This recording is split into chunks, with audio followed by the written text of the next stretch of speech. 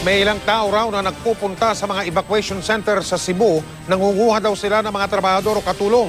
Kaya naman hinikpitan na ang security o seguridad para sa mga evacuee para hindi sila mabiktima ng masasamang loob. Nakatutok si Ruth Cabal.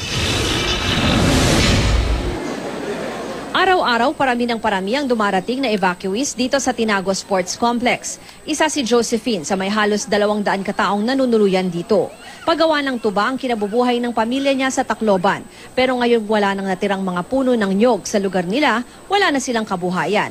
Mamaya babiyahe na sila pa Maynila at doon na raw makikipagsapalaran. Kasi karpintero, ipapasok daw sila sa kahit ano na lang. Hirap talaga, kaya bukas aalis na kami. Ngayong natutugunan naman daw sa mga evacuation center ang pangunahing pangangailangan ng mga galing Leyte at Samar, sabi ng DSWD ang susunod na problemang dapat harapin ang pagbibigay ng trabaho sa mga biktima. Nangangamba ang DSWD na baka mabiktima ang evacuees ng human trafficking at sexual exploitation. Lalo pat may na-monitor na rin daw silang ilang individual na nagpupunta raw sa mga evacuation center para mag-ampon o di kaya ay kumuha ng mga trabahador. WD kasi hinahanap daw nila? yung mga katulong ganon. O ano pa? Yun lang. Naghanap ng katulong? Oo.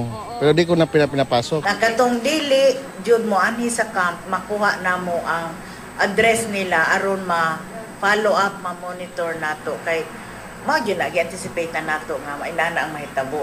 Kaya ang evacuation center dito sa Cebu City, Guardiado. Isa-isang tinatanong ang pakay ng mga papasok. Binibigyan pa ng ID ang mga bisita. Before they get inside, they'll be interviewed by DSWD niyan. Pero pag lalabas, pwede po ba silang lumabas? Ano po bang proseso? No, they have to log in and then we have to escort them. Bukod dito, binabantayan din daw ng DSWD ang Northern Cebu na nasalantari ng bagyong Yolanda.